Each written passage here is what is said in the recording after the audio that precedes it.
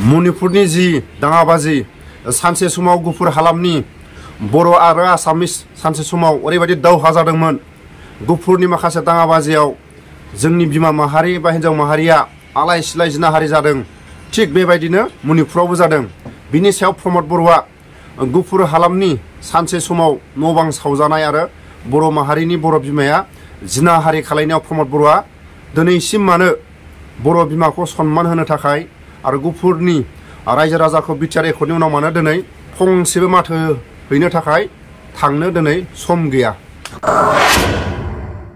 मणिपुरनि गिलु बालु जिबायदि दाङाबाजि गिथाव बाथाव बेफोरखौ दिनै जों माखासे ससियेल मिडियायाव आरो निउसाव नुयोबा जोंनि बर'नि माखासे गारबोनाय बै समनि माखासे गुफुरनि जिउ जारिमिनखौ नायोबा जेब्ला बर' हारिखौ आसामिसफ्रा गाग्लोबदोंमोन थिग जोंनि बर' बिमाफ्रा सानसे समाव हारसाफोरनि आखायाव बेबायदिनो बर' बिमाफ्रा जिनाहारि खालायनानै माखासे ड्रेसफोरखौ ड्रेसनि माखासे जि जोमखौ लांदां खालायनानै अबेबा दैफ्राव गारसोमनानै दोननाय अबेबा जायगायाव दानथारनानै दोननाय बेबायदि बर' बिमाफोरखौ सानसे समाव गुफुर हालामावबो खालायबोदोंमोन।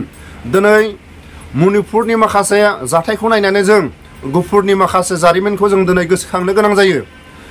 बेबायदिखौ जों गोसोखाङोबा प्रमद बर'आ गुफुर हालामनि बर' बिमाफोरखौ दिनै सनमान होनो थाखाय बर' बिमाफोरखौ माथो होनो थाखाय दिनै जों फंसेबो प्रमद बर'खौ सम होनाय नुवाखै गुफुर हालामाव। मानो होनोबा गुफुर हालामाव आलाय सिलाय हारसाफोरजों माखासे जिनाहारि खालायनानै लामा सामा बुथार जानाय बेबायदि समाव जोंनि बर' बिमाफ्रा हारसाफोरजों थेर फाथिफिननो गोनां जादों। गुफुरनि जखायसे बर'फ्रा आसामिसफोरजों बर'नि गोहो गोनां माखासे थेर फाथिनो हानाय बर'नि माखासे गोहोखौ आसामिसफोरजों दावहा होफिननो गोनां जादोंमोन। नाथाय दिनैसिम गुफुर हालामनि रायजो राजाफ्रा दिनै राजखान्थि हान्जायावबो बर'नि माखासे राजखान्थि पावारखौ दिनैसिमबो मोनाखै आरो गुफुर हालामनि माखासे जारिमिनखौ लानानै दिल्लीयाव बर'फ्रा गिबि गिबि दिल्लीयाव माखासे सावरायनो थाखाय दरजा गेवदोंमोन।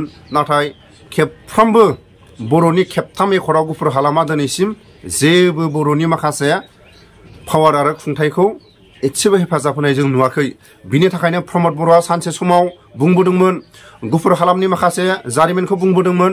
नाथाय दिनै फंसेबो गुफुर हालामनि माखासे जिउ जारिमिनखौ प्रमद बर'आ दिनै गुफुरनि रायजो राजाफोरखौ फंसे माथो होनो थाखाय दिनै सम गैया।